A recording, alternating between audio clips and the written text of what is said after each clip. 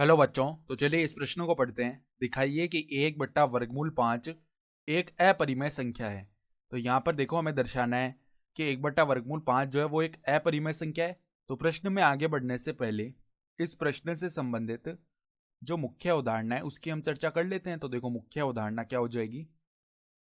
एक परिमेय संख्या क्या होती है? एक परिमेय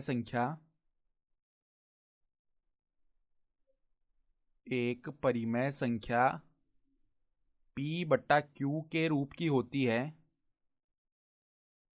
P/Q के रूप की होती है, जहां Q जो है वो 0 के बराबर नहीं होता।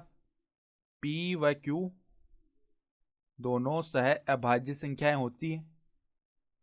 सह अभाज्य संख्याएं होती हैं, ठीक है। तो ये हम जानते हैं। तो अब देखो, सवाल में हमें बोला गया है कि हमें दर्शाना है कि 1/वर्गमूल 5 एक अपरिमेय संख्या है।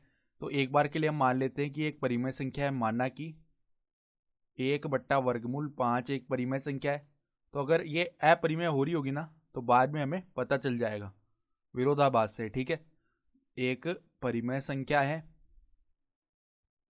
तो अगर ये एक परिमेय संख्या है तो इसको P/Q के रूप में व्यक्त कर सकते हैं, बराबर में P/Q, जहां पर देखो Q जो है वो 0 के बराबर नहीं है। वह P तथा Q दोनों क्या हैं?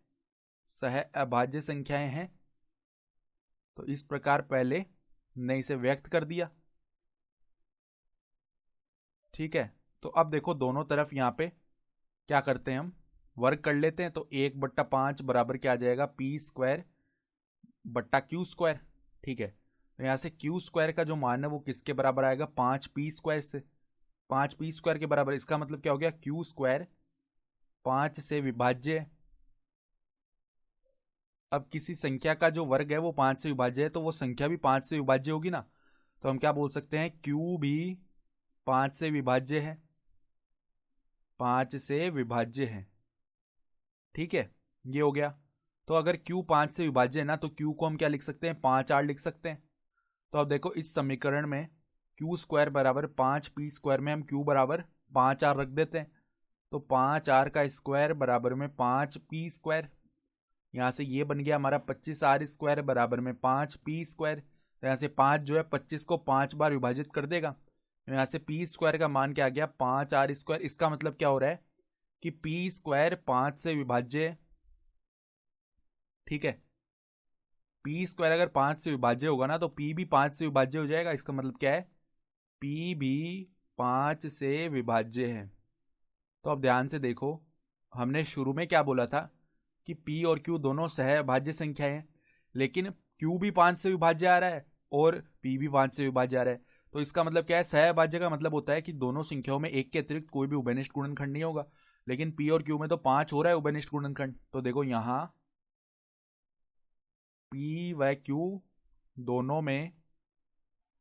दोनों में उभयनिष्ठ गुणनखंड 5 है। उभयनिष्ठ गुणनखंड 5 है। अतः यह सहअभाज्य संख्याएं नहीं है। अतः ये सहअभाज्य संख्याएं